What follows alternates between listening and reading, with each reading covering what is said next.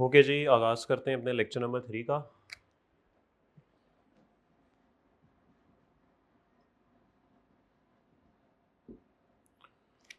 हमने सॉरी अच्छा जी, ओके। अच्छा जी, डेफिनेशंस हम देख रहे थे और आज इंशाल्लाह इनको कंप्लीट करते हैं, क्योंकि सारी मैंने आपको तो नहीं बतानी, बस जो इम्पोर्टेंट है उनकी बात करते हैं और फिर आगे चलते हैं। अच्छा जी, e commerce, sale of purchase जो आप लोग करते हैं थ्रू ऑनलाइन मैकेनिज़्म, उसकी बात हो रही है। एस्टेब्लिशमेंट अंडरटेकिंग को कहा जाता है, इसमें फर्म भी आ जाती है, एओपी कंपनी भी आ जाती है। Exempt supply, okay. Exempt supply क्या होती है जी? यहाँ पर चीज़ समझने वाली है। देखें, जो सेल टैक्स है ना, सेल्स टैक्स, इसमें करने वाली बस दो चार बातें ही हैं। दो चार बातों से मुराद क्या है मैं आपको बता देता हूँ। देखें, सेल्स टैक्स लगता है सेल्स के ऊपर। हमने ये मैकेनिज्म जो है वो पढ़ लिया था, ठीक है, कि जो बंदा भी सेल करता जाएगा वो उसके ऊपर सेल्स टैक्स लगाता जाएगा। तो सर, अब जब आपको सेल टैक्स का सवाल आएगा, मैं न्यूमेरिकल की बात करूं, तो उसमें करने को क्या होगा? सबसे पहले आपने ये देखना है कि क्या जो चीज़ उसने सवाल में बताई है, क्या ये सेल की डेफिनेशन में फॉल करती है, क्या ये सेल है या नहीं है। ये चीज़ जो है ना, ये हमें सप्लाई की डेफिनेशन से पता लगेगी। जो सप्लाई की डेफिनेशन हम पढ़ेंगे वहां से हमें पता लगेगा कि क्या चीज़ सेल है, क्या चीज़ सेल नहीं है, किस चीज़ को हमने सेल में फॉल करवाना है और किस चीज़ को हमने सेल में फॉल नहीं करवाना है। ये बात हमें सेल की डेफिनेशन बताएगी, सप्लाई की डेफिनेशन। दूसरी चीज़, हमने ये बात भी पढ़ ली थी कि रिटर्न जो है, सेल्स टैक्स रिटर्न, वो हर मंथ जमा होती है और इसकी ड्यू डेट हमने देख लिया था कि वो नेक्स्ट मंथ की 15th है, जो अभी तक हमने बात पढ़ी। ये देखना है कि जो ट्रांजैक्शन उसने बताई है, जो सेल उसने बताई है, उसको हमने रिकॉर्ड कब करना है। यानी कि अगर मिसाल के तौर पे मैं आज अगस्त में खड़ा हूं, तो अगर मैंने इस महीने में कोई ट्रांजैक्शन की है जो कि सेल की डेफिनेशन में आ रही है, सप्लाई की डेफिनेशन में आ रही है, क्या उसको अगस्त की सेल कहूं, या जो जुलाई चला गया उसकी कहूं, या सितंबर की कहूं जो आने वाला महीना है, ठीक है। तो किस महीने में उसे रिकॉर्ड करना है, ये मुझे बताएगा टाइम ऑफ सप्लाई का कॉन्सेप्ट। तो एक टाइम ऑफ सप्लाई का कॉन्सेप्ट आएगा, इसमें हम देखेंगे कि हमने सेल को किस वक्त रिकॉर्ड करना है। और तीसरी और आखिरी वेरी इंपॉर्टेंट चीज, कि अगर मैंने ये फैसला कर लिया कि ये सेल भी है और इसको रिकॉर्ड भी इसी महीने होना है, इसकी वैल्यू क्या होगी। तो ये तीसरी चीज हमें वैल्यू से पता लगेगी। तो ये तीन चीजें ना बड़ी जरूरी हैं यहाँ पे, और मेरे ख्याल में यही तीन चीजें असल में प्रॉब्लम है। अगर ये तीन चीजें आप कंप्लीट कर लेते हैं, ये तीन चीजें आप कवर कर लेते हैं, मेरे ख्याल में आपका सवाल सॉल्व ना हो कोई रीजन रह नहीं जाती। तो तीन बातें ही हो सकती हैं भाई, सेल है या नहीं है, अगर है तो इस महीने रिकॉर्ड करना है, और अगर इस महीने रिकॉर्ड करना है तो फिर इसकी वैल्यू क्या होनी चाहिए। सर, ये तीन चीजें जो है ना वो आपको देखनी पड़ेंगी। ठीक होगी बात? अच्छा, अब अगर मैं पहली अपनी इस डेफिनेशन से ये फैसला कर लेता हूं कि ये चीज सेल है, ये चीज सेल है, तो सर अगले काम करने से पहले वो कहता है कि सप्लाई दो तरह की होती है, एक होती है टैक्सेबल, एक होती है एग्जेम्प्ट। अभी उसने एग्जेम्प्ट सप्लाई की बात की है, अभी उसने टैक्सेबल की बात नहीं की, लेकिन आगे जाके टैक्सेबल की बात भी करेगा, तो उसको भी हम यहीं पे कवर कर लेते हैं। सर, एग्जेम्प्ट सप्लाई वो सप्लाई होती है जिसपे टैक्स होता ही नहीं है, देयर इज नो टैक्स। ठीक होगी बात? लेकिन जब आप टैक्सेबल की बात करते हैं ना, इसमें काफी कुछ फॉल करता है। इसमें जो हम 18% लगाते हैं वो भी फॉल करता है, मतलब ये तो नॉर्मल है ना 18%। लेकिन जब हम 8 शेड्यूल पढ़ेंगे, 8 शेड्यूल के अंदर हमें और भी रेट्स मिल रहे होंगे, कहीं पे 10 मिल रहा होगा, कहीं पे 7 मिल रहा होगा, बेशुमार रेट्स मिल रहे होंगे। वो ऑब्वियसली सारे मैं यहाँ पर लिख नहीं सकता, लेकिन जब हम शेड्यूल पढ़ेंगे तो शेड्यूल में हमें डिफरेंट रेट्स नजर आएंगे। तो एग्जेम्प्ट के अलावा कोई भी रेट हो, दैट इज टैक्सेबल सप्लाई। अच्छा, इसमें मजे की बात है, जीरो रेटेड भी आता है, 0%। अब आप कहेंगे कि सर चलें, इन सब में तो समझ आती है देयर इज अ रेट, ये तो जीरो रेटेड है। जीरो रेटेड और एग्जेम्प्ट में क्या फर्क है? सर बड़ा फर्क है जीरो रेटेड और एग्जेम्प्ट में। क्या फर्क है? इसकी मिसाल मैं कुछ ऐसे देता हूं कि अगर आप आई कैप का एग्जाम देने जाएं, अटेंडेंस लगाएं, पेपर में कुछ ना लिखें, वापस आ जाए, रिजल्ट आएगा, बिल्कुल आएगा, और रिजल्ट में आपके नंबर लिखे होंगे 0, रिजल्ट आएगा नंबर 0। लेकिन अगर आप पेपर देने ही ना जाएं तो एब्सेंट लिखा आएगा। तो सर गौर करें कि जब आप पेपर देने गए, आपने अटेंडेंस लगाई, पेपर में लिखा कुछ नहीं, 0 नंबर आए, लेकिन चूंकि आप पेपर में चले गए थे तो आपके ऊपर एग्जामिनेशन हॉल के तमाम कवानीन बिल्कुल लगेंगे। सर इतने बजे आना है, इतने बजे जाना है, इन 3 घंटों में आपने ये नहीं करना, ऐसे करना है, ऐसे बैठना है, सब करना है, सारे कवानीन आप पे लग रहे थे। लेकिन जब आप पेपर देने ही नहीं गए तो मेरे भाई आप पे तो कोई कानून लगा ही नहीं। Same is the case over है कि जो एग्जेम्प्ट होते हैं ना, लोग एग्जेम्प्ट होते हैं, इन पे शायद लॉ एप्लीकेबल ही नहीं होता, इन्होंने शायद कोई रिकॉर्ड्स रखने ही नहीं होते, इन्होंने तो शायद रजिस्टर ही नहीं होना होता, मतलब इनके ऊपर जो रजिस्ट्रेशन की रिक्वायरमेंट है वो शायद लागू ही नहीं होती, तो इन्होंने रजिस्टर ही नहीं होना होता, ये एग्जेम्प्ट के ऊपर है। अच्छा जी, 0 रेटेड, इनके ऊपर पूरा लॉ एप्लीकेबल होता है, पूरा लॉ इनके ऊपर एप्लीकेबल होता है, इन्होंने पूरे रिकॉर्ड्स रखने होते हैं, एक एक चीज इन्होंने अपने पास हिसाब के तौर पर रखनी होती है। तो ये बात ज़हन में रखिएगा मेरे भाई कि एग्जाम सप्लाई उसने यहां पर लिख दी कि एग्जाम सप्लाई वो सप्लाई है जो कि एग्जाम्प्ट है, ठीक है, लेकिन इसके साथ साथ टैक्सेबल भी सप्लाई होती है, और टैक्सेबल होती है जो एग्जाम्प्ट के अलावा जितनी भी हो, इसमें 18 वाले भी आ जाते हैं, इसमें बाकी तमाम रेट्स वाले भी आ जाते हैं, ठीक है, सब लोग आ जाते हैं, और इसमें 0 रेटेड भी आ जाता है। ठीक है जी, ओके। अच्छा जी, FBI रिफंड आप पढ़ लेंगे, फर्म आप पढ़ लेंगे, ओके गुड्स, वेरी इंपॉर्टेंट। सवाल ये है कि जो हम ये सेल्स टैक्स पढ़ रहे हैं, ये सेल्स टैक्स लगता किस किस के ऊपर है? ठीक है, गुड्स। मेरे भाई दो चीजें होती हैं, एक होती है गुड्स और एक होती है सर्विसेज। ठीक है, मैं यहां पे लिख देता हूं गुड्स और सर्विसेज। सर जो आप कानून पढ़ रहे हैं ना, सेल्स टैक्स एक्ट 1990, गुड्स पे ये वाला कानून लगता है।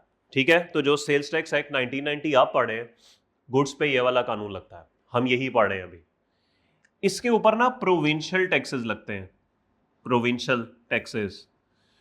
4 सूबे हैं और 5वां इस्लामाबाद है, तो पंजाब, सिंध, KPK, बलूचिस्तान, इस्लामाबाद, इन पांचों के ना अपने अपने कवानीन हैं जो कि सर्विसेज के ऊपर लगते हैं। यानी सर्विसेज से क्या मुराद है कि अगर आप सर्विसेज प्रोवाइड कर रहे हैं तो इसके ऊपर सेल्स टैक्स लगेगा। सर्विसेज के ऊपर सेल्स टैक्स हम नहीं देख रहे होते, ये सूबे देख रहे होते हैं। ये जो है ना, ये फेडरल गवर्नमेंट देख रही होती है, ये फेडरल गवर्नमेंट के अंदर आता है, ये प्रोविंशियल गवर्नमेंट के अंदर आता है। ठीक हो गया? तो हम जो अभी कानून पढ़े हैं ना, it falls under the jurisdiction of federal government. ठीक है, तो ये सारा कुछ जो कानून है वो फेडरल गवर्नमेंट के अंदर आता है। अच्छा, चीजें, गुड्स, अभी डेफिनेशन पढ़ते हैं चीजों में क्या क्या है। जितनी भी चीजें बेचेंगे सेल टैक्स लगाना है, ये लॉ कहता है, जो हम पढ़े, फेडरल गवर्नमेंट कलेक्ट करती है। लेकिन जितनी भी सर्विसेज आप देंगे, उन सर्विसेज के ऊपर टैक्स जो है वो सूबे लगाते हैं। अब सूबे 4 हैं, पंजाब, सिंध, KPK, बलोचिस्तान। सर इनकी बात तो मैंने आपको बता दी कि इन सब का जो सेल्स टैक्स है, यानी यहाँ बैठ के अगर आप 100 रुपये की सर्विस किसी को देते हैं तो आपने उसके ऊपर जो भी एप्लीकेबल परसेंटेज है वो लगा देनी है, और जो टैक्स आपने कस्टमर से रिकवर करना है वो सूबाई हुकूमत को पे कर देना है। लेकिन जब बात आती है इस्लामाबाद की, इस्लामाबाद में याद रखिएगा फेडरल बोर्ड ऑफ रेवेन्यू ही है, FBR। तो अगर आप इस्लामाबाद में बैठ के सर्विसेज देंगे तो जो टैक्स इकट्ठा करेगा वो FBR ही है। तो यहां पे बड़ी इंपॉर्टेंट बात आ जाती है कि इस्लामाबाद में दी गई सर्विसेज का टैक्स और गुड्स का टैक्स ये एक ही इदारे के पास जाता है, दैट इज FBR। ठीक है जी, इस्लामाबाद में अगर आप बैठ के सर्विसेज प्रोवाइड करेंगे तो उसका टैक्स, और पूरे पाकिस्तान में चीजें सेल करेंगे उसका टैक्स एक ही इदारे के पास जाता है, दैट इज FBR। ये बात आपने याद रखनी है, क्योंकि अभी थोड़ी देर बाद जाके जब मैं आपके साथ आउटपुट डिस्कस कर रहा हूँ ना, तब ये बात काम आएगी। अल्हम्दुलिल्लाह, आई एम सॉरी। ओके जी, सब अच्छा है? ओके, तो याद रखिएगा कि 4 सूबे हैं और चारों सूबों का टैक्स प्रोविंशियल गवर्नमेंट को जाता है। लेकिन जब हम बात करते हैं सर्विस गुड्स की और इस्लामाबाद में मौजूद प्रोवाइड की गई सर्विसेज की, इन दोनों चीज़ों का टैक्स एक ही इदारे को जाता है, and that is Islamabad, FBR, I am sorry. अच्छा, एक बात रह गई आपको बतानी, सर सिर्फ एक सर्विस है जो यहां पे फॉल करती है, ओनली वन सर्विस। दुनिया जहान की सर्विसेज यहां फॉल करती हैं इधर, लेकिन सिर्फ एक सर्विस है जो यहां फॉल करती है, that is toll manufacturing. Toll manufacturing क्या होती है? टोल मैन्युफैक्चरिंग होती है, रॉ मटेरियल किसी और का होता है और आप सिर्फ उसको बनाते हैं, ठीक है? इस खिदमत को कहते हैं, इस प्रोसेस को कहते हैं टोल मैन्युफैक्चरिंग। तो अगर मैं आपको रॉ मटेरियल दे दूं कि भाई ये लो चिकन और इससे चिकन कढ़ाई बना दो, तो सर रॉ मटेरियल मेरा है, आपने सिर्फ उसको फिनिश गुड्स में कन्वर्ट किया है। तो सर रॉ मटेरियल को फिनिश गुड्स में कन्वर्ट मैन्युफैक्चरर ही करता है, ये बात तो हमें पता है, लेकिन उस केस में ना रॉ मटेरियल उसका ही होता है। मैं आपको क्या कह रहा हूँ, रॉ मटेरियल मैं आपको दूंगा, कस्टमर रॉ मटेरियल आके देता है और आके कहता है कि जी मैन्युफैक्चरिंग कर दें। जैसे वो एक है ना, रान रोस्ट कराएं, रान उसकी थोड़ी होती है, सिर्फ उस वाले की थोड़ी होती है, वो तो आप लेके जाते हैं, तो वो आपको सिर्फ कन्वर्ट करके देता है। तो ये जो कन्वर्ट करने का निज़ाम है ना, इसको कहते हैं टोल मैन्युफैक्चरिंग। तो बहुत से लोग हैं पाकिस्तान में जी जिनका अपना मैन्युफैक्चरिंग का सेटअप नहीं है, लेकिन वो रॉ मटेरियल लेते हैं, किसी और से बनवाते हैं और फिर उसको बेच देते हैं। तो वो जो शख्स बनाता है ना, उसको टोल मैन्युफैक्चरिंग कहते हैं, ये सर्विसेज की कैटेगरी में आता है। लेकिन बहरहाल इसकी टैक्सेशन हमारे यहाँ पर है, ठीक है, टैक्सेशन यहाँ पर, तो इंशाल्लाह अभी आगे देखेंगे। अच्छा, गुड्स में क्या क्या शामिल है जी? Goods include every kind of movable property, this is very important. जहन में रखिएगा कि जितनी भी इमूवेबल प्रॉपर्टी है आपकी, लैंड हो गई, बिल्डिंग हो गई, इनके ऊपर कोई सेल टैक्स नहीं लगता। तो अगर आपके जहन में ये बात है कि जी मैं कोई घर बेचूंगा, मैं कोई प्लॉट बेचूंगा और इसके ऊपर मैं सेल टैक्स लगाऊंगा, ऐसा बिल्कुल पॉसिबल नहीं है, दिस इज नॉट पॉसिबल, ठीक है? उसके ऊपर सेल टैक्स लगता ही नहीं है, क्योंकि वो गुड्स की डेफिनेशन में नहीं आता। तो जब उसने आपको कह दिया कि भाई जी आपने सिर्फ और सिर्फ मूवेबल पे लगाना है, तो इट मीन्स कि जितनी भी इमूवेबल प्रॉपर्टीज हैं वो तो वैसे ही इस अम्ब्रेला से आउट हो गई। Other than actionable claims, goods से कुछ चीजें निकाल रहा है, वो कह रहा है कि ये 4-5 चीजें हैं, कहने को तो ये मूवेबल हैं, लेकिन ये भी गुड्स की कैटेगरी में नहीं आएंगी। एक्शनेबल क्लेम क्या होता है? सर ये आपने अक्सर देखा होगा कि जब आप किसी भी मॉल में जाते हैं ना, तो वहां पे लिखा होता है कि 50,000 की शॉपिंग पे एक डिस्काउंट वाउचर हासिल करें 10,000 रुपए का, ठीक है? उस डिस्काउंट वाउचर का मतलब क्या होता है? उस डिस्काउंट वाउचर का मतलब ये होता है कि नेक्स्ट टाइम अगर आप कभी जाएंगे ना शॉपिंग करने, तो आपको ना 10,000 का डिस्काउंट मिल जाएगा, ठीक है? मतलब आप दोबारा से अगर कुछ शॉपिंग करेंगे तो आपको 10,000 का डिस्काउंट मिल जाएगा, कुछ तरह की बात होती है। ये जो उन्होंने आपको वोचर दिया ना, that is called actionable claim. इस पे फ्यूचर में अभी एक्शन होना है। तो फ्यूचर में जब आप आएंगे और फ्यूचर में जब आप आकर शॉपिंग करने का इरादा करेंगे और शॉपिंग करेंगे और आपको डिस्काउंट मिल जाएगा, ये बात मैं आज खड़े होकर आपको कह रहा हूँ कि फ्यूचर में ऐसा होगा। तो ये जो डॉक्यूमेंट उन्होंने आपको दिया ना, ये जो वाउचर उन्होंने आपको दिया, this is called actionable claim. इसको हम एक्शनेबल क्लेम का नाम देते हैं। इस पे सेल टैक्स नहीं लगता। मनी से मुराद वैसे कैश है, कैश के लेने देने पे कोई सेल टैक्स नहीं लगता। Stocks, shares and securities, okay sir, पूरी दुनिया में ना जो शेयर्स स्टॉक एक्सचेंज पर ट्रेड हो रहे होते हैं ना, इसको कहा जाता है स्टॉक्स। जैसे पाकिस्तान स्टॉक एक्सचेंज है, न्यूयॉर्क स्टॉक एक्सचेंज है, तो इसका मतलब है यहाँ पे स्टॉक्स ट्रेड होते हैं कंपनी के। पाकिस्तान में इनको ना शेयर्स कहा जाता है, ठीक है? और सिक्योरिटीज क्या होती हैं? सिक्योरिटीज के अंदर लिस्टेड कंपनीज या पब्लिक कंपनीज के शेयर्स आ जाते हैं, ठीक है? पब्लिक कंपनी के शेयर्स आ जाते हैं, और इसके अलावा और फ्यूचर्स वगैरह इस तरह की चीजें आ जाती हैं। ये तीनों चीजें, चाहे पब्लिक कंपनी के शेयर्स हों, चाहे प्राइवेट कंपनी के शेयर्स हों, चाहे इसके अलावा कुछ और चीजें हों, फ्यूचर्स वगैरह, इन तमाम पे भी सेल टैक्स नहीं लगता। ठीक होगी बात? तो मेरे ख्याल में पीछे जो चीज़ें बची हैं ना, वो मुझे लगता है, अच्छा यहाँ पे ना स्टॉक से मुराद स्टॉक एंड ट्रेड नहीं है, ये मत समझिएगा। स्टॉक एंड ट्रेड होता ना, फिर तो सारा कुछ ही उड़ जाता, क्योंकि सेल्स टैक्स लगता ही इन्वेंट्री पे है, स्टॉक एंड ट्रेड पे है। यानी जो चीज़ें आप बेच रहे हैं, इंटेंट टू सेल कर रहे हैं, उन चीज़ों पे सेल्स टैक्स लगता है। तो मेरे भाई, कुछ बातें इमूवेबल प्रॉपर्टी में नहीं लगता, एक्शनेबल क्लेम पे नहीं लगता, और ये शेयर्स वगैरह जो होते हैं पब्लिक प्राइवेट कंपनी के, इन पे नहीं होता। तो ये सब चीज़ें आप निकाल दें, इसके अलावा बाकी तमाम चीज़ों पे जो है वो सेल्स टैक्स लग रहा होता है। ठीक हो गया? ओके। अच्छा, ये ग्रीन इंडस्ट्री है, इसको आप एक नज़र देख लें, इसमें कोई ऐसी चीज़ नहीं है, बस उसने कुछ क्राइटेरियाज लिखे हुए हैं कि कौन कौन सी कंपनी जो है वो ग्रीन इंडस्ट्री होगी, ठीक है। तो सीरियल नंबर 150 6 शेड्यूल लिखा हुआ है। अच्छा, आपके ना इस सेल्स टैक्स में ना डिफरेंट शेड्यूल्स हैं, थर्ड है, फिफ्थ है, सिक्स्थ है, सेवन्थ है, एट्थ है, नाइन्थ है, टेंथ है, आगे सो ऑन है। और पहला दूसरा आप कहेंगे नहीं बोला, पहला दूसरा है ही कोई नहीं, वो ओमिट हो गया हुआ है। याद रखिएगा कि आपके जो पेपर्स हैं ना ये शेड्यूल से आते हैं। और अभी हम डेफिनेशन मुकम्मल कर लेते हैं। डेफिनेशन मुकम्मल करने के बाद ना एक हमारा सेक्शन है, सेक्शन 3, स्कोप ऑफ टैक्स। ये ना हर लॉ में होता है। ये सेक्शन क्या बताता है? ये सेक्शन ये बताता है कि ये जो कानून हम पढ़ रहे हैं ना, इसका जुरिस्डिक्शन क्या है, इसका दायरा इख्तियार क्या है, ये लगता किन किन चीज़ों पे है। This is called scope of tax. This is very important section. ये हर कानून में होता है and that is very important. अब सर करना क्या है, हम जब सेक्शन 3 पे पहुंचेंगे ना, तो वो आपको बताएगा कि जी फलानी चीज़ें जो थर्ड शेड्यूल में है उनका ये हिसाब है, फिफ्थ वालों का ये हिसाब है, सातवीं का ये हिसाब है, आठवीं का ये हिसाब है। तो हम वहाँ से एक एक जुमला पढ़ते जाएंगे और साथ साथ हम जाके ना फिर शेड्यूल कवर करते जाएंगे। याद रखिएगा ICAP शेड्यूल से पेपर बनाता है। हम जब शेड्यूल देखेंगे ना, तो हम देखेंगे कि वहाँ पे ना बेशुमार चीज़ें उसने दी हुई हैं। हर शेड्यूल में चीज़ों के नाम दिए हुए हैं और उनकी टैक्सेशन अलग अलग है। अब कैफ लेवल पे तो होता है ना, वो बता देता है। कैफ लेवल पे तो बल्कि आपका शेड्यूल ही एक है सिर्फ, एक नहीं है, 3 है। एक आपका वो थर्ड वाला है, वो रिटेल प्राइस वाला, एक सिक्स्थ है एग्जेम्प्ट वाला, और एक फिफ्थ है वो जीरो रेटेड वाला। और वो भी शेड्यूल ऐसे नहीं है कि पूरे पूरे हों, बस वो बता दिया गया, नाम लिखे हुए बस, कि थर्ड शेड्यूल में जो चीज़ें हैं उस पर टैक्स रिटेल पे लगेगा, जो फिफ्थ शेड्यूल पे हैं उन पे जीरो रेटेड पे लगेगा, 0% होगा, और सिक्स जो है वो एग्जाम्प्ट है। बस इतनी बात लिखी हुई है, ऐसे ज़्यादा नहीं लिखी हुई। चीज़ों के नाम नहीं पता होते आपको। तो पेपर में वो आपको जब कोई चीज़ का नाम लेता है ना, तो आपको बता देता है कि ये कौन से शेड्यूल की है। ये कैफ में बताता है वो, यहाँ पे नहीं बताएगा वो। यहाँ पे बस वो डायरेक्ट ही चीज़ का नाम लिखेगा, आपने खुद ढूंढना है कि ये कौन सा शेड्यूल है। ये चौथा, ये तीसरा है, ये पांचवा है, ये छठा है, सातवां है, आठवां है, नौ है, कौन सा है, खुद ढूंढना है आपने। और फिर आपने उसकी टैक्सेशन करनी है। तो इसीलिए ना शेड्यूल हमने बड़े ध्यान से पढ़ने हैं। तो इंशाल्लाह जब हम थर्ड शेड्यूल तक पहुंचेंगे, तो थर्ड शेड्यूल के अंदर अंदर हम एक एक बात पढ़ते जाएंगे, एक एक शेड्यूल के मुतालिक। और फिर उसके बाद जाके वो शेड्यूल हम बड़ी डिटेल में देखेंगे कि इस शेड्यूल में है क्या। ठीक होगी बात। अच्छा, ये ना 6 शेड्यूल के अंदर ना कोई एक 150वीं एंट्री है, कोई टेबल होगा उसमें 150 चीज़ें लिखी होंगी।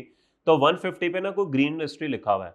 ग्रीन इंडस्ट्री जो होती है ना, उस पर कुछ एग्जेम्पशंस दी हुई हैं, क्योंकि 6 शेड्यूल जो है ना वो एग्जेम्प्ट है।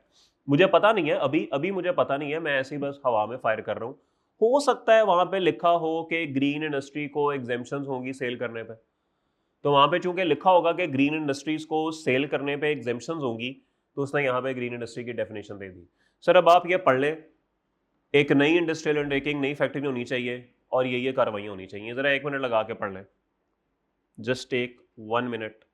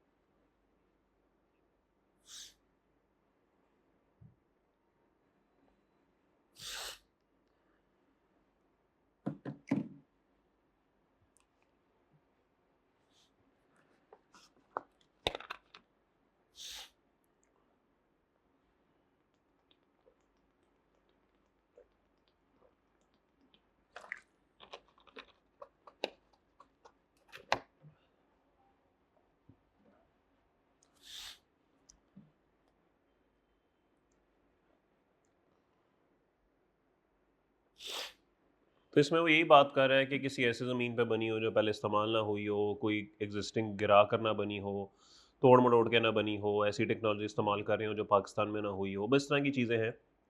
इनकार ही समझे मेरे ख्याल में। ठीक है, ओके। हाँ, अब यहाँ पे ज़रा देखते हैं। सप्लाई चेन की बात हुई थी। सप्लाई चेन में आपको इंपोर्टर का बताया गया, मैन्युफैक्चरर का बताया गया, डीलर, डिस्ट्रीब्यूटर, होलसेलर, रिटेलर, इन सब के बारे में बताया गया। Importer is the simplest. Importer वो शख्स है जो बाहर से चीज़ें इंपोर्ट करता है पाकिस्तान के अंदर। अच्छा, इसमें ना 2 आगे कैटेगरीज हैं। इंशाल्लाह जब हम आगे शेड्यूल पढ़ेंगे ना, तो वहाँ पे इसके बारे में काम आएगी चीज़, तो ये भी आप नोट कर लें। आसान सी बात है, थोड़ी सी बात करेंगे, ज़्यादा नहीं करेंगे, क्योंकि इन दोनों की टैक्सेशन फ़र्क हो जाएगी। सर 2 तरह का ना इंपोर्टर होगा। एक वो होगा जो कि कमर्शियल इंपोर्टर है।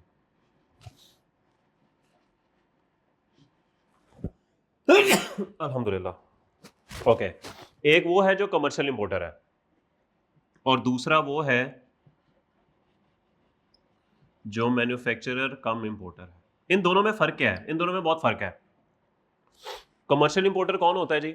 कमर्शियल इंपोर्टर वो शख्स होता है जो कि बाहर से चीज़ें इंपोर्ट करता है और एज इट इज़ आगे सेल कर देता है, यानी उसकी कोई वैल्यूडेशन नहीं करता in terms of product. Value तो ऐड करता है, ये नहीं 100 की अगर इंपोर्ट किया तो 200 की तो बेचेगा ही, लेकिन चीज़ों की हालत नहीं बदलता। बाहर से गाड़ी मंगाई एज इट इज़ बेच दी, बाहर से फर्नीचर मंगाया एज इट इज़ बेच दिया। तो ये लोग बाहर से चीज़ें इंपोर्ट करते हैं और आगे एज इट इज़ बेच देते हैं। ये शख्स ऐसा नहीं करता। मैन्युफैक्चरर इंपोर्टर जो है, ये क्या करता है? ये बाहर से रॉ मटेरियल मंगवाता है और उसके बाद उसको मैन्युफैक्चर करता है और मैन्युफैक्चर करने के बाद उसे आगे सेल कर देता है। तो सर दोनों में फ़र्क है। ये चीज़ मंगाकर एज इट इज़ बेच देता है, ये चीज़ मंगवाता है, उसे प्रोसेस करता है, उसकी हालत बदलता है, एक नई चीज़ बनाता है और उसे बेचता है। अब यहाँ पर ना हमारे मुल्क में ये कमर्शियल इंपोर्टर, इसका काम ना बड़ा ही आसान है। क्यों आसान है? अब देखें, फॉर एग्जांपल मैं यहाँ पे बैठा हूँ, मेरे पास पैसे आ गए कोई 50-60 लाख रुपया। अब मेरे ज़हन में आएगा कि भाई पाकिस्तान में ना इस चीज़ की कोई मार्केट नहीं है, तो एक काम करते हैं, हम बाहर से इंपोर्ट करते हैं और इंपोर्ट करने के बाद ना हम चीज़ें आगे सेल कर देते हैं। ठीक हो गया? तो सर मैंने क्या किया, मैंने बाहर से चीज़ें इंपोर्ट की और इंपोर्ट करके सेल कर दी। अब वो ज़ाहिर है एक प्रोसेस मेरा बन जाएगा। मैक्सिमम कल को मेरा काम चल गया, मैं क्या करूँगा, एक छोटा सा दफ्तर बना लूँगा। उस दफ्तर में मैं खुद बैठ जाऊँगा, साथ में कोई एक आधा अकाउंटेंट रख लूँगा, एक आधा ऑफिस बॉय रख लूँगा और एक आधा बंदा कोई ऑपरेशंस के लिए रख लूँगा। 3-4 बंदे बस मुझे चाहिए, हद 5 बंदे चाहिए होंगे। तो ये जो इम्पोर्टर्स होते हैं ना, इनके पास इतना स्टाफ नहीं होता, 5-6 बंदे चाहिए होते हैं। एक बंदा इम्पोर्ट से चीज़ें क्लियर करा रहा होता है, फिर दूसरा बंदा जो है उनकी वो वही क्लियर कराने वाले, उनकी ट्रांसपोर्टेशन के थ्रू आपको दफ्तर पहुँचा रहा होता है। एक बंदा क्लाइंट को डिस्कस कर रहा होता है, उनके से पैसे रिकवर कर रहा होता है। बस ये 3-4 होते हैं। जो सेठ होता है वो खरीदने और बेचने में लगा होता है बस, बाकी नीचे वाले ऑपरेशन सारे ये लोग कर रहे होते हैं। कोई ज़्यादा इनका काम होता नहीं है, लेकिन रेवेन्यू वाइज ये बड़ा काम करते हैं। मतलब इन लोगों के कंटेनर्स अरबों रुपए के आते हैं, अरबों रुपए के जाते हैं। मतलब मैं जानता हूँ ऐसे कमर्शियल इंपोर्टर्स को, छोटा सा ऑफिस है, मतलब मेरे ख्याल में एक मरला भी छोटा होगा, मतलब एक मरला भी सॉरी ज़्यादा होगा, मतलब एक मरले से भी छोटा उनका दफ्तर है। और वहाँ पे उन्होंने 4-5 बंदे बिठाए हुए, खुद भी उधर ही बैठे हैं और लिटरली अरबों रुपए की सेल हो रही है, अरबों रुपए की सेल हो रही है। और इंपोर्ट कर रहे हैं, बेच रहे हैं, इंपोर्ट कर रहे हैं, बेच रहे हैं, इंपोर्ट कर रहे हैं, बेच रहे हैं, काम उनका ऐसे जो है वो चल रहा है। अब इसमें ना गवर्नमेंट जो है वो कहती है कि भाई आप कर क्या रहे हैं, आप इकोनॉमी में क्या बेहतरी ला रहे हैं? आप इकोनॉमी में कोई बेहतरी नहीं ला रहे। क्यों? आप बाहर से चीज़ें इंपोर्ट करते हैं, इंपोर्ट करने के बाद जाहिर है आपको जब उसकी पेमेंट करनी पड़ती है, पेमेंट तो डॉलर में होगी। एक तो आप हमसे डॉलर मांग लेते हैं, एक तो ये बड़ा मसला है। दूसरा, मैक्सिमम 5 लोगों को या चले 10 लोगों को नौकरी दे देंगे, इससे ज़्यादा क्या देंगे नौकरियाँ? इससे ज़्यादा तो हम नौकरी दे ही नहीं सकते। इंपोर्टर का तो, कमर्शियल इंपोर्टर का तो इतना काम होता ही नहीं है। तो 10 बंदों को नौकरी दे देंगे बस, जितना मर्जी काम हो जाए। और तीसरी बात यहाँ पर ये आती है कि आप जो चीज़ इंपोर्ट कर रहे हैं, अब वो दोबारा एक्सपोर्ट थोड़ी होगी, वो दुनिया में पहले ही मिल रही है। वो पाकिस्तान में नहीं थी, तभी तो आपने बाहर से मंगाई थी। अब वो चीज़ बाहर दुनिया में पहले से ही मौजूद है। अब क्या आप पाकिस्तान में BMW इंपोर्ट करके दोबारा एक्सपोर्ट थोड़ी करेंगे? ऐसे थोड़ी होता है। तो दोबारा एक्सपोर्ट भी नहीं होगी, तो डॉलर आने के ना चांसेस भी नहीं है। तो कमर्शियल इंपोर्टर का ना ये बड़ा इशू है।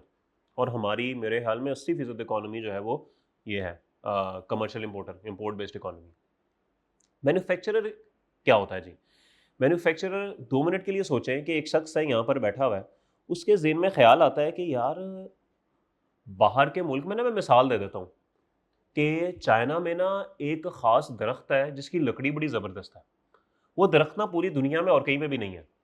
तो मैं एक काम करता हूँ, मैं चाइना से लकड़ी मंगाता हूँ, यहाँ पे ना उस लकड़ी से फर्नीचर बनाता हूँ और उस फर्नीचर को बेचता हूँ।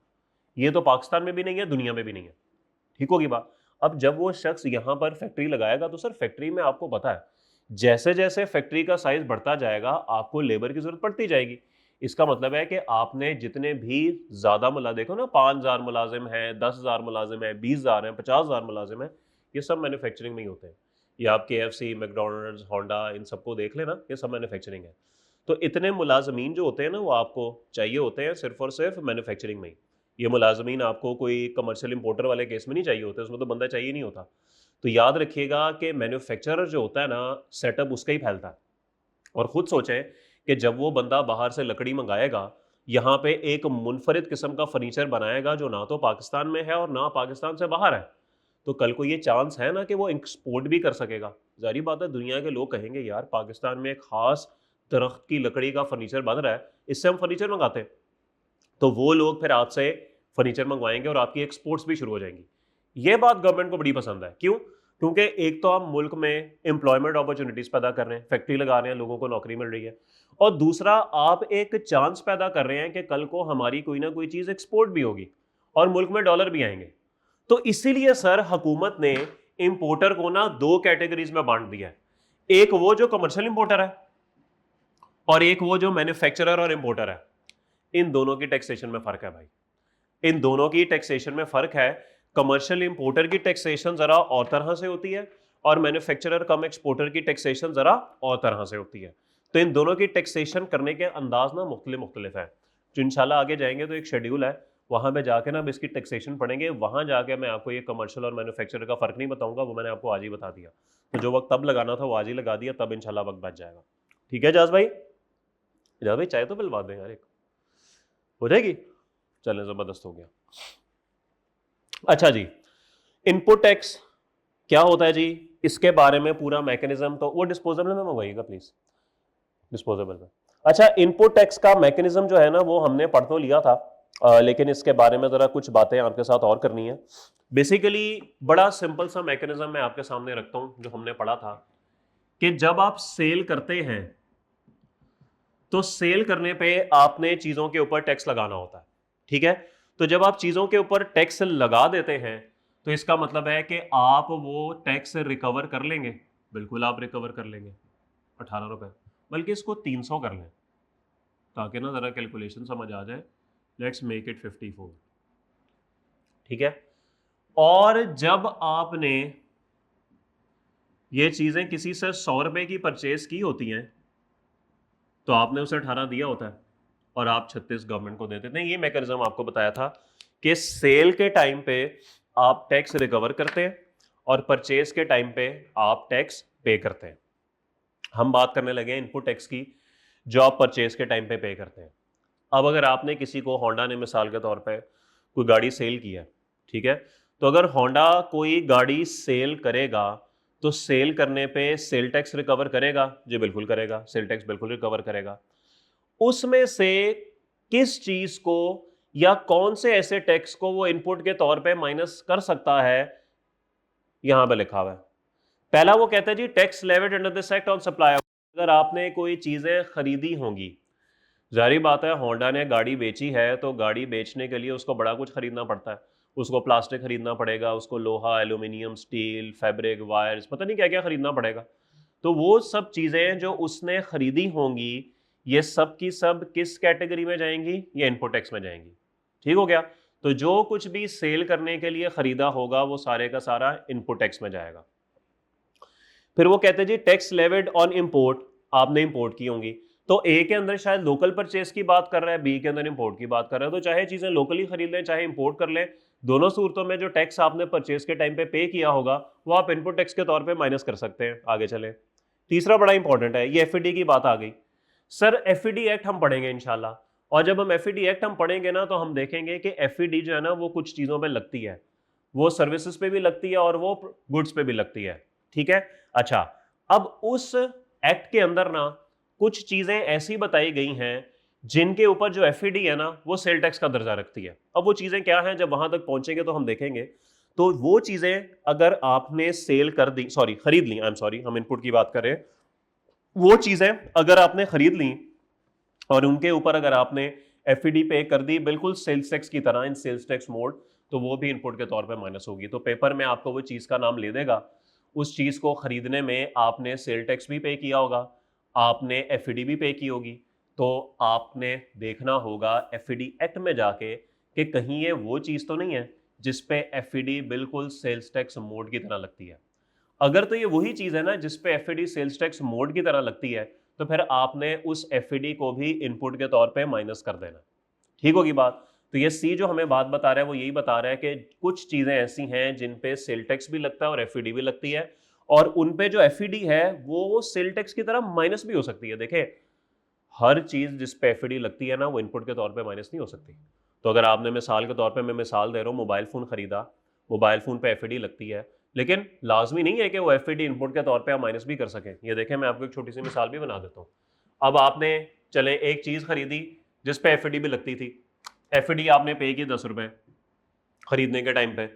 अब ये चीज ऐसी नहीं है जिसको हुकूमत ने कहा हुआ है, एफईडी एक्ट ने कहा हुआ है कि आप इस पे जो है वो एफईडी इसकी इनपुट के तौर पे माइनस करें, तो आप यहां से माइनस नहीं करेंगे। लेकिन अगर ये चीज वो है जिसको हुकूमत ने कहा है कि सेल्स टैक्स मोड की तरह माइनस करो, तो सर आप यहां पे 10 भी माइनस करेंगे और 26 पे करेंगे। ठीक है, ये बात समझाने की कोशिश हो रही है यहां पे कि आपकी बेसिकली क्या देखना पड़ेगा, देखना ये पड़ेगा कि क्या आपकी प्रोडक्ट जिस पे एफईडी लग रही है, क्या वो एफईडी सेल्स टैक्स मोड की तरह है कि नहीं। अगर वो सेल्स टैक्स मोड की तरह है तो आप उस एफईडी को भी इनपुट के तौर पे माइनस कर सकते हैं। ठीक हो गया, जबरदस्त हो गया।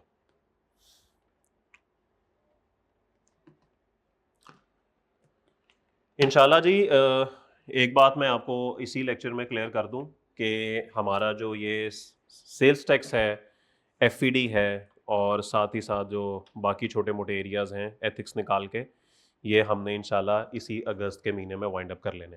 ठीक होगी बात। तो इनकम टैक्स पर इंशाल्लाह हम बाद में करेंगे। मतलब मैंने एक टारगेट रखा हुआ है आपके साथ, चलें हम थोड़े से लोग हैं तो आपके साथ तो खुल के बात हो भी सकती है।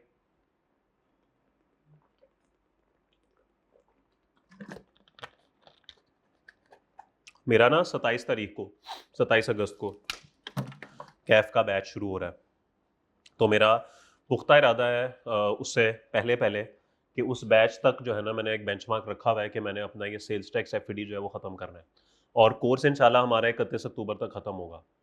उसकी भी एक रीज़न है, वो भी मैंने एक बेंचमार्क रखा हुआ है। वो बेंचमार्क ये है कि उस वक्त हमारा, चूंकि अक्टूबर में पीआरसी का एक रिजल्ट आता है, तो नहीं सॉरी अक्टूबर में नहीं आता, माजरत अक्टूबर में कैफ का रिजल्ट आता है, माजरत। ठीक है, तो उसके बाद ना हमने अपना टैक्स का पोस्ट बैच शुरू करना होता है। ठीक है, तो उसके लिए भी जारी बात है मुझे टाइम निकालना है, इतना ज़्यादा बर्डन तो नहीं हो सकता, तो इसलिए मैंने 2 बेंचमार्क्स रखे हुए हैं। तो इसलिए वो मैंने ख़त्म करना ही करना है, क्योंकि अगर मैं ये ख़त्म नहीं करूँगा तो मेरा वो काम नहीं होगा। इसलिए मैंने क्लासेस 5 डेज़ अ वीक रखी। पीछे 1-2 दिन क्लास नहीं हो पाई, जिसकी वजह से आज थोड़ा सा आपको तीसरा लेक्चर डिले में मिल रहा है।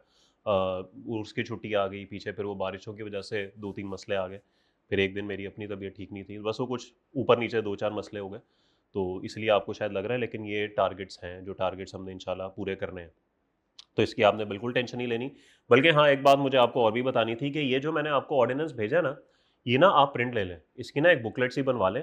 अभी आगे इनकम टैक्स भी मैं आपके साथ शेयर कर दूंगा, इनकी ना बुकलेट्स बनवा लीजिएगा, क्योंकि ये ऑनलाइन पढ़ना ना बड़ा मुश्किल होता है। ठीक है, मैं आपको ये ऑनलाइन पढ़ा रहा हूँ, आप जब पेपर में होंगे ना, देखें याद तो करना नहीं है, याद तो हमने ये बिल्कुल भी नहीं करना, इसमें तो कोई शक नहीं है। लेकिन आप जब ये हैंड आउट बना रहे होंगे ना, सारे आपके सामने ये पेजेस होंगे, तो अभी तो हम सिर्फ डेफिनेशन है ना, बड़ी बेसिक सी बातें कर रहे हैं। जब मैं स्कोप पे जाऊंगा ना, तो स्कोप के साथ शेड्यूल लिंक हो रहा होगा, और इनकम टैक्स में तो बहुत लिंकिंग है, सेल टैक्स में इतनी ज्यादा नहीं है, इनकम टैक्स में तो बहुत ज्यादा लिंकिंग है। तो वहां पे फिर ऑनलाइन में ना बड़ा मुश्किल हो जाएगा आपके लिए, कभी यहाँ घूमना कभी वहां पे घूमना। मैं तो चले, मैंने पढ़ाना है यहाँ पे, मेरा तो मसला ही हो रहा है, लेकिन आपका ये इशू नहीं है। इनकम टैक्स में बाकायदा मैं यहाँ पे ना लिख भी दूंगा कि किस सेक्शन के साथ कौन सा सेक्शन है, वो एक साथ साथ ना एक छोटी छोटी लिंकिंग बनती जाएगी आपकी, आपको खुद भी पता लगेगा कि क्या करना है। लेकिन जब आपके सामने ये हैंडआउट्स होंगे ना हार्ड फॉर्म में, तो वहाँ पे आपको ना ज़रा अच्छा आइडिया हो जाएगा कि सफ़ों की बेस पे के जो जो सफ़े आपने पलटने हैं कि किसके बारे में क्या बात कहाँ कहाँ लिखी हुई है। तो इसलिए मेरे ख्याल में इसका प्रिंट निकलवा लें, ज़्यादा आसान काम है। ओके, चलें जी। अच्छा, 3 बातें होंगी जी। लोकल परचेज करेंगे, इंपोर्ट करेंगे, इसके अलावा कोई चीज़ ऐसी खरीदेंगे जिस पे एफईडी लगती है, और वो एफईडी सेल टैक्स की तरह लगती है। दोनों बातें होनी चाहिए, एफईडी भी लगनी चाहिए और सेल टैक्स की तरह लगनी चाहिए, वो भी इनपुट के तौर पे हम माइनस कर सकते हैं। चौथी चीज़, प्रोविंशियल टैक्स। अभी के लिए बात कर लेते हैं, लेकिन जब आगे हम कानून पढ़ेंगे तो हो सकता है ये बात गलत साबित हो जाए, लेकिन अभी बस समझने के लिए। होंडा है सर, उसने देखें ऑडिट करवाना है, ऑडिट एक सर्विस है। अगर होंडा ऑडिट नहीं कराएगा तो जारी बात है वो लीगली नॉन कंप्लायंस में चला जाएगा, कल को वार्निंग दी जाएगी और अल्टीमेट कॉन्सिक्वेंस क्या हो सकता है कि होंडा को बंद कर दिया जाएगा। तो इसका मतलब है कि ऑडिट कराना ना होंडा के चलने के लिए, ऑपरेशंस कंटिन्यू रखने के लिए जरूरी है। अब होगा क्या मेरे भाई, होगा ये कि अगर आपने ऑडिट करवाया, ऑडिट है एक सर्विस, और जो फर्म सर्विस प्रोवाइड करेगी वो उस पे प्रोविंशियल सेल्स टैक्स होंडा से रिकवर कर लेगी। यानी अगर उसने 100 रुपए की इनवॉइस होंडा को भेजी ऑडिट करने के लिए, तो उस इनवॉइस के ऊपर वो अपना जो रेट है 16%, पंजाब की बात कर लेते हैं, पंजाब में 16% है, तो वो 16% टैक्स लगा करना तो होंडा को इनवॉइस भेजेगी। अब सवाल ये है कि होंडा जब गाड़ी आगे बेच रहा है तो गाड़ी बेचने के लिए सर्विस एक्वायर करना जरूरी है, जी बिल्कुल जरूरी है। तो क्या गाड़ी बेचकर जो 54 का टैक्स वो रिकवर कर रहा है उसमें उसने जो ऑडिट कराने के ऊपर सर्विसेज का टैक्स पे किया वो माइनस होगा? Answer is yes, answer is yes. बिल्कुल ये बात दुरुस्त है कि अगर आप कोई सर्विस एक्वायर करेंगे और सर्विस एक्वायर करने पे जज़ाकल्लाह आप कोई प्रोविंशियल टैक्स पे करेंगे, तो वो जो प्रोविंशियल टैक्स है ना वो आपको इनपुट के तौर पे माइनस करने की इजाजत है। ये हमारा कानून जो है वो कहता है। ठीक है, तो इस पे मजीद कॉम्प्लिकेशंस हैं, वो तो इंशाल्लाह जब हम आगे टैक्सेस पढ़ेंगे मजीद तो हमें समझ आ जाएगी। कुछ रिस्ट्रिक्शंस तो होती हैं लेकिन वो फिर बाद में देखेंगे। तो फिलहाल इतनी बात जहन में रखिएगा कि चौथी चीज़ जो हम इनपुट के तौर पे माइनस कर सकते हैं वो ये है कि जब आप सूबे का कोई भी टैक्स पे करेंगे, और सूबे का टैक्स आप कब पे करेंगे? जब आप कोई सर्विस हासिल करेंगे, तो वो भी इनपुट के तौर पे माइनस हो सकता है, वो भी आप इस 454 में से लेस कर सकते हैं। तो चार चीजें लेस हो सकती है सर: लोकल परचेज के ऊपर टैक्स, इंपोर्ट्स के ऊपर टैक्स, कोई भी चीज आपने खरीदी जिसके ऊपर एफईडी थी और एफईडी सेल्स टैक्स की तरह थी, सेल्स टैक्स मोड में थी वो, और चौथी अगर आपने कोई सर्विसेज हासिल कर ली। ठीक है, पांचवी और आखिरी चीज, ये बात डे वन पे हो गई थी कि हमारा जो ये कानून है ये पंजाब, सिंध, केपीके, बलूचिस्तान और इस्लामाबाद पे लगता है, ये गिलगित और आज़ाद कश्मीर पे नहीं लगता। ठीक होगी बात? यहां पे वो कहता है कि अगर आपने आज़ाद कश्मीर में से कोई चीज़ें खरीद ली तो सर आज़ाद कश्मीर वालों का ना अपना सेल टैक्स है। अब आज़ाद कश्मीर वाले जब आपको 100 रुपए की चीज़ बेचेंगे तो वो अपना टैक्स लगा देंगे उसके ऊपर। अब आप तो यहाँ पे हुकूमत को कहेंगे ना कि भाई देखो ठीक है, मान ली बात, आप लोगों ने अपने एक इख्तियारात के लिए एक अलग से रियासत बनाई हुई है, मेरा क्या कसूर है? कोई वीज़ा थोड़ी लेना पड़ता है, मैंने चीज़ें खरीद ली वहाँ से, अब मैंने तो टैक्स पे कर दिया। हाँ वो चला आज़ाद कश्मीर हुकूमत को गया, वो आपको नहीं गया, लेकिन मेरा क्या कसूर है? मेरी जेब से तो टैक्स चला गया। तो हुकूमत ने यहाँ पे इजाज़त दे दी कि अगर आपने आज़ाद कश्मीर से भी कोई चीज़ें खरीद ली और वहाँ पे आपने उस शख्स को टैक्स पे कर दिया और उस शख्स ने वो टैक्स आज़ाद कश्मीर गवर्नमेंट को जमा कराना है, आपको तो नहीं कराएगा, वो आपसे कलेक्ट कर रहा है, कलेक्ट करके गवर्नमेंट को जमा करा देगा, आप वो भी लेस कर सकते हो जो आपको ये भी इजाज़त दी। तो मेरे ख्याल में 5 चीज़ें इनपुट की कैटेगरी में आ सकती हैं: लोकल परचेज पे टैक्स, इंपोर्ट पे टैक्स, एफईडी जो सेल्स टैक्स मोड की तरह हो, सर्विसेज के ऊपर टैक्स, और आज़ाद कश्मीर से जो चीज़ें आपने परचेज की होंगी उनके ऊपर टैक्स। सर ये 5 चीज़ें सवाल में ढूंढनी है बस। अगर इन पांचों चीज़ों में से आपको कोई भी चीज़ मिल गई ना तो सर इनपुट के तौर पे माइनस कर दीजिएगा। और देखें सर कहानी वहीं पे ही है, अगर ये 5 चीज़ें आपको मिल जाती हैं तो फिर आपको देखना पड़ेगा इनकी टाइम ऑफ सप्लाई क्या है, इनकी वैल्यू क्या है, जो मैंने आपको बताया। तो इंशाल्लाह ये तो प्रैक्टिस हम आगे जाके करेंगे ही। ठीक हो गया, जबरदस्त।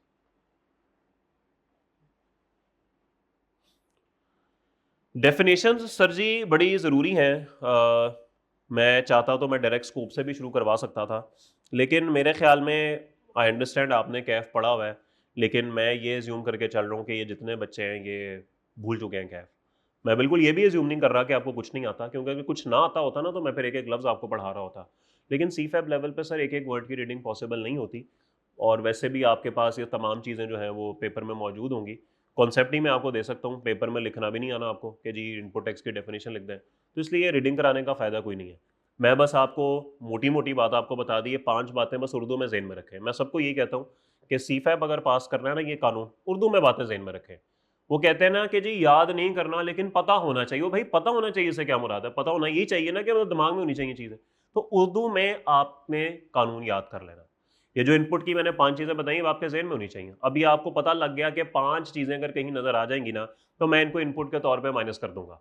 हाँ, अब इसकी एप्लीकेशन है वो किस तरह करनी है, वो तो न्यूमेरिकल जब हम इंशाल्लाह करेंगे तो तब देखेंगे, प्रैक्टिकली सवाल करेंगे तो तब देखेंगे। लेकिन फिलहाल जहन में तो आ गई, थ्योरी तो जहन में आ गई कि भाई 5 चीज़ें हैं। ये 5 चीज़ें अगर मुझे सवाल में नज़र आ जाएंगी ना तो मैं इनका इनपुट माइनस करूंगा। अब वो करना कैसे है वो तो सवाल करेंगे तो पता लग जाएगा। ठीक है। अच्छा, काइबर क्या होता है जी? इंटरबैंक ऑफर रेट है। ये अगर आपने FBR से कोई रिफंड वगैरह लेना हो ना, और वो रिफंड लेने में देर हो जाए तो फिर उसके ऊपर इंटरेस्ट लगता है। या इसी तरीके से अगर आपने FBR को टैक्स पे करना था और आपने नहीं किया तो उसके ऊपर जो है वो टैक्स लगता है। ठीक हो गया, तो वो काइबर होता है, कराची इंटरबैंक ऑफर रेट। तो ये मार्कअप रेट होता है।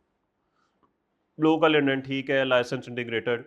अच्छा, ये एक अभी आया मैकेनिज्म कि आपने क्या करना होता है जी।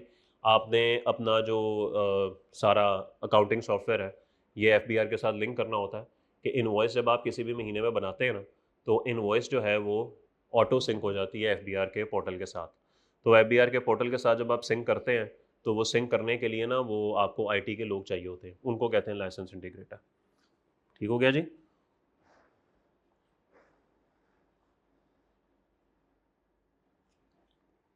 मैन्युफैक्चर क्या होता है जी, ये पढ़ लें, इसमें कोई मुश्किल बात नहीं है। चीज़ों की हालत बदल देना एक जगह से दूसरी जगह, पब्लिशिंग प्रिंटिंग सब उसमें आता है। फिर उसके बाद असेंबलिंग जोड़ना ये भी आता है। मैन्युफैक्चर, जो शख्स मैन्युफैक्चरिंग कर रहा होता है ही इज़ मैन्युफैक्चरर और प्रोड्यूसर। अच्छा, ये बात इसमें लिखी हुई है कि अगर कोई कंपनी बैंकरप्ट हो जाए ना, तो बैंकरप्ट में अदालत ना वहाँ पे एक बंदा अपॉइंट कर देती है जो फिर कंपनी के मामलात उसके लिक्विडेट होने तक देखता है। ठीक है, वो साइनी होता है या वो ट्रस्टी होता है, लिक्विडेटर होता है, एग्जीक्यूटर होता है, क्यूरेटर होता है, जो मर्जी कह लें उसे, वो भी फिर मैन्युफैक्चरर बन जाएगा। ठीक है, उस बंदे को कहा गया। अच्छा, ये एक नया निज़ाम आया है, नेशनल फेसलेस सेंटर। ये भी 32C में जाते हैं ना, तो इसके बारे में बात करते हैं। Okay, officer inland revenue FBR का बंदा, ऑनलाइन मार्केट प्लेस। ये ऑनलाइन मार्केट प्लेस होती है। अच्छा, ऑनलाइन मार्केट प्लेस को वेबसाइट नहीं कहना। ऑनलाइन मार्केट प्लेस क्या होती है, ये दराज, अमेजोन। ऑनलाइन मार्केट प्लेस वो प्लेटफॉर्म होता है जो फैसिलिटेट करता है। देखिए, दराज का काम फैसिलिटेट करना है। दराज ने एक प्लेटफॉर्म बना दिया, उस पे वेंडर्स भी आ गए, उस पे कस्टमर्स भी आ गए। अब दराज सिर्फ एक प्लेटफॉर्म दे रहा है जिस पे लोग चीजें बेच भी सकते हैं और जिस पे लोग चीजें खरीद भी सकते हैं। ठीक होगी बात। This is called online market place. तो ऑनलाइन मार्केट प्लेस क्या होती है, एक ऐसा ऑनलाइन इंटरफेस होता है जो कि वेंडर्स को और कस्टमर्स को आपस में जोड़ रहा होता है और बीच में से अपनी फी चार्ज कर रहा होता है। ठीक है जी। सो ये होता है जी online market place. Open market price, market में किसी भी चीज की जो भी प्राइस होगी वो हम देखेंगे। अच्छा, आउटपुट टैक्स क्या है, this is very important. Input tax हमने पढ़ लिया, 5 होते हैं। 5 चीजों को हम इनपुट टैक्स के तौर पे माइनस करते हैं। आउटपुट क्या होता है जी, वेरी वेरी इजी। 3 चीजें, 3 चीजें आउटपुट में आएंगी। सबसे पहली, आपने अगर कोई चीज सेल की तो वो आउटपुट है। ठीक है। अच्छा, इनपुट में 4-5 चीजें थी। लोकली परचेज की, बाहर से परचेज की, ये 2 पॉइंट थे। यहां पे उसने दोनों पॉइंट्स को एक ही बना दिया, सेल करो भाई। सेल अब चाहे पाकिस्तान में करो, सेल चाहे पाकिस्तान से बाहर करो, दोनों सूरतों में आउटपुट है। तो वहां पे जो 2 पॉइंट थे उनको इसने मिला के एक ही पॉइंट बना दिया, तो उसके 2 पॉइंट और इसका एक बराबर हो गए। तो आप अगर सेल कर रहे होंगे तो कोई परचेज कर रहा होगा, आप सेलर के लिए आउटपुट हो गया, जो आपसे परचेज कर रहा है उसके लिए इनपुट हो गया। ठीक होगी बात। ओके, वहां पे पढ़ा था कि अगर आपने कोई भी ऐसी चीज खरीदी जिसपे एफईडी लग रही है और एफईडी सेल्स टैक्स मोड की तरह लग रही है, आप वो इनपुट के तौर पे माइनस कर सकते हैं। यहां पर आप सेलर के जूतों में आ जाए कि अगर आप कोई भी चीज सेल कर रहे हैं जिसके ऊपर एफईडी लग रही है और एफईडी सेल्स टैक्स मोड में लग रही है, तो जो सेल कर रहा है उसके लिए सेल्स टैक्स तो आउटपुट है ही है, लेकिन उसके ऊपर जो एफईडी लगी है वो भी आउटपुट है। क्योंकि वहां पे क्या था, वहां पे था कि जो बंदा ऐसी चीज खरीद रहा है जिसके ऊपर एफईडी सेल्स टैक्स मोड में लग रही है, उसके लिए सेल टैक्स तो है ही इनपुट, लेकिन जो एफईडी पे कर रहा है वो भी इनपुट है। यहां पे जो सेल कर रहा है बंदा, उसके लिए जो सेल टैक्स है वो तो आउटपुट है ही है, लेकिन साथ ही साथ जो एफईडी है वो भी आउटपुट है। तो उसका ऑपोजिट हो गया। और तीसरी चीज, अच्छा वहां पे प्रोविंशियल टैक्स था सर, प्रोविंशियल टैक्स था और आजाद कश्मीर था।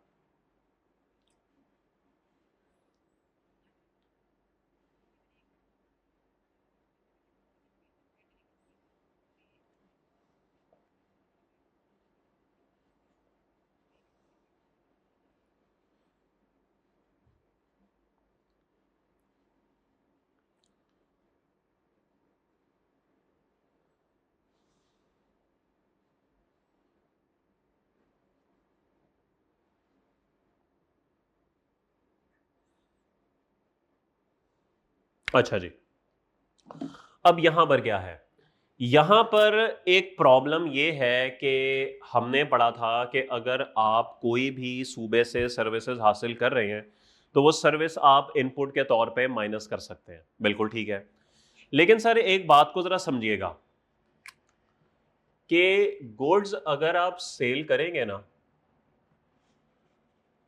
तो उसका जो टैक्स है ना वो एफबीआर को जाना है। लेकिन अगर आप पंजाब में सेल करेंगे, सर्विसेज की बात करूं, वो पीआरए को जाएगा। सिंध को देंगे तो एसआरबी को जाएगा। केपीके को देंगे तो केपीके आरए को जाएगा, मतलब सो ऑन।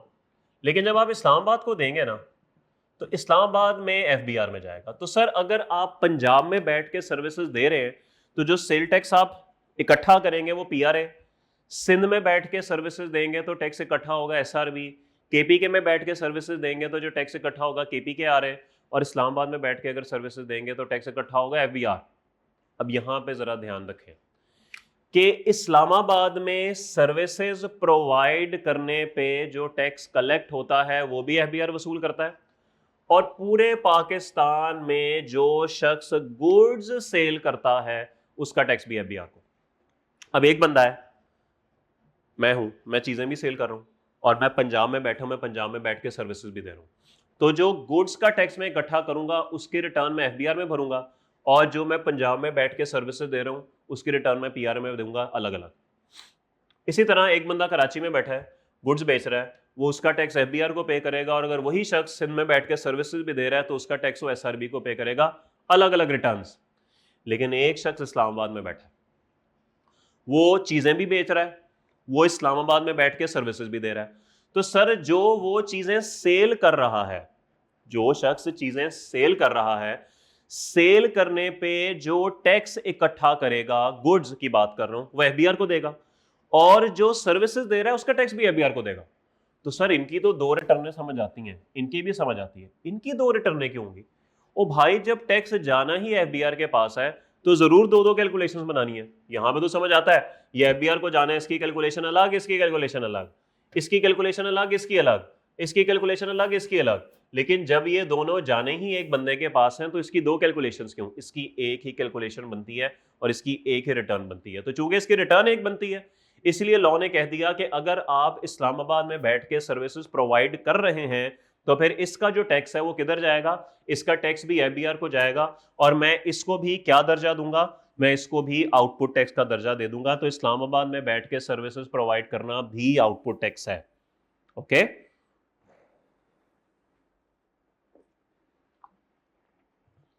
ओके।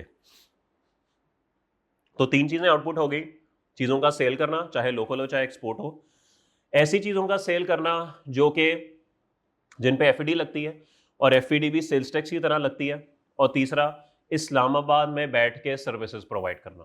तो ये सब चीजें किस में आएंगी? ये सब चीजें आउटपुट में आएंगी। अच्छा जी, पेमेंट इंटरमीडियरी क्या होता है? ये एक नया कॉन्सेप्ट आया जी, ये इंशाल्लाह इसकी भी टैक्सेशन हम पढ़ेंगे ऑनलाइन वालों के लिए, कि जो लोग ऑनलाइन सेल करते हैं उनको काबू करने के लिए ना एफबीआर ने निज़ाम बनाया था। तो अक्सर आपने देखा होगा कि ऑनलाइन पेमेंट करते हुए ना, ऑनलाइन बाइंग करते हुए सॉरी, एक ऑप्शन होती है कि आप पेमेंट ऑनलाइन करना चाहते हैं या जब कुरियर वाला आपको डिलीवर करने आएगा आप तब करना चाहते हैं।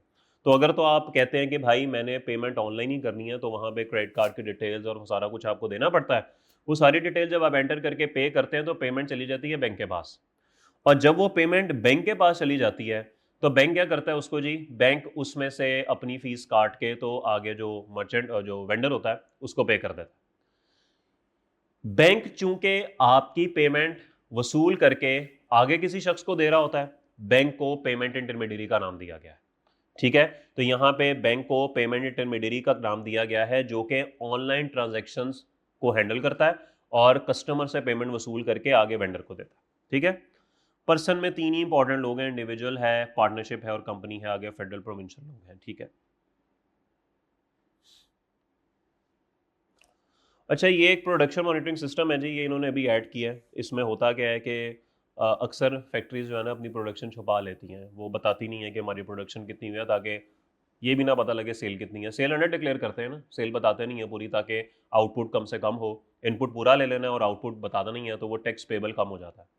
तो इस चीज़ को मॉनिटर करने के लिए मैन्युफैक्चरर्स के ऊपर ज़रा चीज़ें सख्त करने के लिए उन्होंने प्रोडक्शन मॉनिटरिंग सिस्टम लगाया हुआ है कि हम देखेंगे कि कितनी प्रोडक्शन किस शख्स की होती है। प्रोविंशियल सेल टैक्स से मुराद है यहाँ पर इस्लामाबाद टैक्स या प्रोविंशियल लॉस, बिल्कुल ठीक है। रजिस्टर्ड ऑफिस जहाँ पे आपका हेड ऑफिस है, आप जब एफडीआर में रजिस्टर होते हैं तो आपको एक ऑफिस बताना पड़ता है, that is registered office. Registration number आपका एनटीएन नंबर है। रजिस्टर्ड पर्सन से मुराद, हाँ, रजिस्टर्ड पर्सन से मुराद ना दो लोग हैं, वो शख्स जो कि रजिस्टर्ड है और दूसरा वो शख्स जो कि लायबल टू बी रजिस्टर्ड है। ठीक है, दो लोग इसके अंदर आते हैं।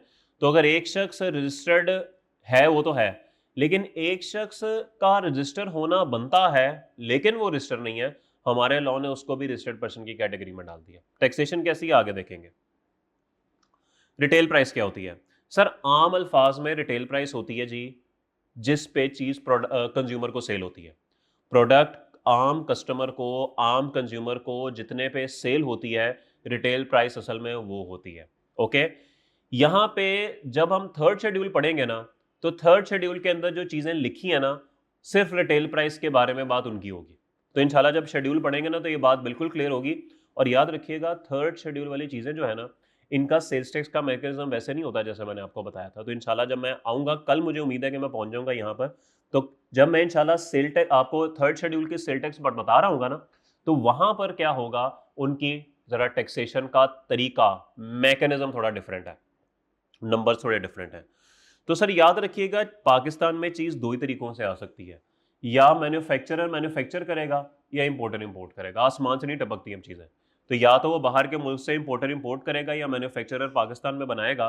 तो मैन्युफैक्चरर अगर बनाएगा तो वो प्राइस फिक्स करेगा, और अगर इंपोर्टर इंपोर्ट करेगा तो वो प्राइस फिक्स करेगा। ठीक है, तो ये वो प्राइस होती है जो मैन्युफैक्चरर फिक्स करता है या इंपोर्टर फिक्स करता है। और ये प्राइस क्या होती है जी? ये प्राइस वो होती है जिस पे चीज आम पब्लिक को सेल होगी। ठीक होगी बात? तो ये मैन्युफैक्चरर डिसाइड करता है। देखें, याद रखें, नेस्ले खुद मार्केट में जाके चीजें नहीं बेचता, ये बीच में सप्लाई चेन होती है। नेस्ले आगे डिस्ट्रीब्यूटर को देगा, नेस्ले का काम खत्म। डिस्ट्रीब्यूटर आगे रिटेलर को देगा, काम खत्म। रिटेलर फिर आगे बेचेगा, लेकिन कितने की बेचेगा ये नेस्ले ने डिसाइड करना है। तो ये प्राइस फिक्स होती है। तो ये लिखा हुआ है, at which any particular brand और variety of any sold to general body of customer. तो ये इंपोर्टेड चीज़ों के केस में इंपोर्टर फिक्स करता है, और मैन्युफैक्चर्ड चीज़ों के केस में मैन्युफैक्चरर करता है। अच्छा, ऐसा भी हो सकता है कि कोई नेस्ले ने कहा कि लाहौर में ये चीज़ 100 रुपये की बिकेगी और इस्लामाबाद में 120 की बिकेगी। अब क्या होगा? 120 वाली कंसिडर होगी। तो जो हायर प्राइस होती है ना, वो वाली रिटेल प्राइस कंसिडर की जाती है। ओके, और ये बड़ा इंपॉर्टेंट कॉन्सेप्ट है मेरे भाई, ये बात आपने ज़हन में रखनी है। उफ। अच्छा, ये इसमें चिलिंग चार्जेस के बारे में लिखा हुआ है। ये लिखा हुआ है कि अक्सर होता है चिलिंग चार्जेस, ठंडी बोतल इतनी की होगी, 110 की होगी, और गर्म बोतल 100 की होगी। ये अक्सर होता है। तो वो यहाँ पे वो ये बात कर रहा है कि भाई अगर आपने 100 रुपये की एक बोतल है जो कि गर्म है, और अच्छा ये बात ना सिर्फ किन के लिए है? Water, beverages, mineral water, fruit juices. आप अभी जब थर्ड शेड्यूल में जाएंगे ना, तो थर्ड शेड्यूल में आपको इन तमाम चीज़ों के नाम मिलेंगे। तो अगर आप ये चीज़ें ठंडी करके बेचते हैं और आप इनसे 120 रुपये मांगते हैं अपने कस्टमर से, वो कहते हैं नहीं भाई मुझे तो डिस्काउंट दो। अब आप खुद सोचें, वो कहता है कि भाई जी, the reduction in price on account of chilling charges shall not be more than 5% of the price inclusive of sale tax, FED, all taxes other than income tax on which such goods are actually sold to general body of customer. तो इसका मतलब है कि जब आप ये चीज़ें बेचेंगे तो आपने जो चिलिंग चार्जेस पे डिस्काउंट देना है वो 5% से ज़्यादा नहीं हो सकता। तो मिसाल के तौर पे अगर गर्म बोतल 100 रुपये की थी और उस पर टैक्स लगा दें तो वो 118 की थी, और ठंडी बोतल 120 थी, मैं एज्यूम कर रहा हूँ कि 22 रुपये होगा, 142 की थी। अब अगले बंदे ने कहा इतने ज़्यादा पैसे, 20 रुपये ले रहे हो तो मेरे से ठंडी चीज़ों के, डिस्काउंट दो। तो सर जो मैक्सिमम डिस्काउंट आप दे सकते हैं वो 118, ये वो प्राइस है जिस पे such goods are actually sold. वो कहता है कि डिस्काउंट इसके 5% से ज्यादा नहीं हो सकता। तो अगर मैं 11.8 का निकालूं, मेरे ख्याल में इट विल बी 5.9। यस, गलत हुआ तो माजरत। मेरे ख्याल में 118 का 5% 5.9 बनता है। वो कहता है कि मैक्सिमम डिस्काउंट जो आप दे सकते हैं ना, दैट इज 5.9। अगर आपने 10 रुपए डिस्काउंट दे दिया तो लॉ कहेगा सॉरी, आपसे टैक्स मैं उसी वैल्यू पे लूंगा जितना मैक्सिमम मैंने आपको अलाउ किया। ठीक है, तो आपसे वो डिस्काउंट 120 में से 5.9 माइनस करेगा और उस पर ले लेगा। ठीक है, तो इसीलिए याद रखिएगा कि डिस्काउंट चिलिंग चार्जेस के एक लिमिटेड तक ही हो सकते हैं। आगे जाके हम पढ़ेंगे कि जितनी भी चीज़ें इंपोर्ट होती हैं ना, इनकी रिटेल प्राइस मैंने इंपोर्टर ने फिक्स करनी होती है। लेकिन याद रखिएगा रिटेल प्राइस वो होती है जिस पे चीज़ें आगे कस्टमर को सेल होती हैं। लेकिन एक चीज़ मैं आपको बता दूं कि जब चीज़ें इंपोर्ट होती हैं ना, तो उसके ऊपर आपको ड्यूटीज़ और टैक्सेस पे करने पड़ते हैं। अब वो ड्यूटीज़ और टैक्सेस भी जारी बात है किसी वैल्यू का परसेंटेज होते हैं। वो वैल्यू ना आप डिसाइड नहीं करते, वो कस्टम वाले डिसाइड करते हैं। तो इंपोर्टेड चीज़ों पर जो टैक्स होता है या ड्यूटीज़ होती हैं, वो एक वैल्यू के ऊपर होती हैं, और वैल्यू कौन डिसाइड करता है? वैल्यू कस्टम्स वाले डिसाइड करते हैं। तो याद रखिएगा मेरे भाई कि जो वैल्यू कस्टम्स वालों ने फिक्स कर दी है, मिसाल के तौर पर उन्होंने कहा कि ये चीज 100 रुपए की है, आपने जो उसकी रिटेल प्राइस फिक्स करनी है वो 130 से कम नहीं हो सकती। ठीक है, तो 130% से लेस नहीं हो सकती। So in case of imported goods, retail price shall not be less than 130% of the value determined under the Customs Act. तो आपने कस्टम्स एक्ट के जो वैल्यू उन्होंने फिक्स किया है उसके 130% से कम फिक्स नहीं करनी, उससे 130% से ज्यादा ही करनी है। 140 हो सकती है, 150 हो सकती है, मिनिमम 130 हो सकती है, 129 नहीं हो सकती। रिटेलर कौन होता है जी? रिटेलर वो शख्स होता है जो आम जनता को चीजें बेच रहा होता है। कुछ शख्स इंपोर्ट और रिटेल कर देते हैं, हश पपीस, या जे डॉट है मैन्युफैक्चरिंग करता है, सारा रिटेल भी करता है, तो ठीक है सर ये काम भी हो सकता है। बस उनको होलसेल और रिटेल प्राइस अलग अलग बतानी है और उनको अपनी ब्रांचेस के एड्रेस भी अलग अलग बताना है। रिटर्न इनकम टैक्स रिटर्न होती है। सेल टैक्स से मुराद जितना भी टैक्स आपने गवर्नमेंट को पे करना है, चाहे वो फाइन है, चाहे वो पेनल्टी है, चाहे वो डिफॉल्ट सरचार्ज है, वट। ठीक है, सेल्स टैक्स अकाउंट फाइनेंशियल्स होते हैं जी। सेल टैक्स केस में इनकम स्टेटमेंट, बैलेंस शीट वगैरह सब कुछ होता है। शेड्यूल्स आ गए। सिमिलर सप्लाई, ये सिमिलर सप्लाईज हैं जी। ठीक है, ब्लू और ग्रीन। अगर आपको इसकी प्राइस चाहिए मार्केट प्राइस, तो वैसे तो आपको असूलन इसको लेके जाना चाहिए, अगर आप इसको भी ले जाएंगे ना तो काम चल जाएगा। इसकी जो प्राइस होगी वो इसकी प्राइस होगी। तो सिमिलर सप्लाई का कॉन्सेप्ट यहाँ से निकला है कि सिमिलर सप्लाई क्या होती है? जो कि क्लोजली और सब्सटेंशियली रिजेंबल करती है करेक्टरिस्टिक्स में, क्वांटिटी में दूसरे के साथ। सॉरी, सिमिलर सप्लाई नीचे गिर गई। स्पेशल ऑडिट आ गया, ठीक है, स्पेशल जज हो गया। अच्छा ओके, सप्लाई। सर अब हमारा ना जरा इंपॉर्टेंट पार्ट है सप्लाई। सप्लाई क्या होती है? सेल क्या होती है? टैक्सेबल एक्टिविटी आसान है, टैक्स फ्रैक्शन इज इंपॉर्टेंट, और इसमें आगे अब आएगा टाइम ऑफ सप्लाई। ये टैक्सेबल तो मैंने आपको बता दिया। Tier 1 is important. तो ये कुछ 4-5 कॉन्सेप्ट्स हैं और इसके बाद वैल्यू ऑफ सप्लाई आएगा। ये 3-4 चीजें ना, दिस इज वेरी इंपॉर्टेंट, और ये न्यूमेरिकल पॉइंट ऑफ व्यू से समझना बड़ा जरूरी है। तो सप्लाई मैंने आपको बताया क्या चीज सेल है, क्या चीज नहीं है। टाइम ऑफ सप्लाई, सेल है तो किस महीने में रिकॉर्ड करनी है, और उसकी वैल्यू क्या होगी। ये 3 कॉन्सेप्ट्स आर वेरी इंपॉर्टेंट। तो अगर ये हमें समझ आ गया ना, तो इंशाल्लाह बहुत सारा काम हमारा न्यूमेरिकली ना कवर हो जाएगा कि टैक्स लगना कैसे है। बाकी तो आगे जारी बात है, और भी बेशुमार चीजें हैं वो देखनी है अभी हमने। तो लेक्चर को यहीं तक रखते हैं। कल के लेक्चर में इंशाल्लाह ये डेफिनेशंस हम कंप्लीट करके ना, ये जो छोटे छोटे कॉन्सेप्ट्स हैं और इंपॉर्टेंट कॉन्सेप्ट्स हैं, फिर हम स्कोप पे जाएंगे और साथ हम शेड्यूल्स को कवर करते रहेंगे। ठीक है जी, तो यहाँ तक आप चीज़ों को तैयार रखें। इंशाल्लाह फिर कल आपसे मुलाकात होती है। अल्लाह हाफ़िज़।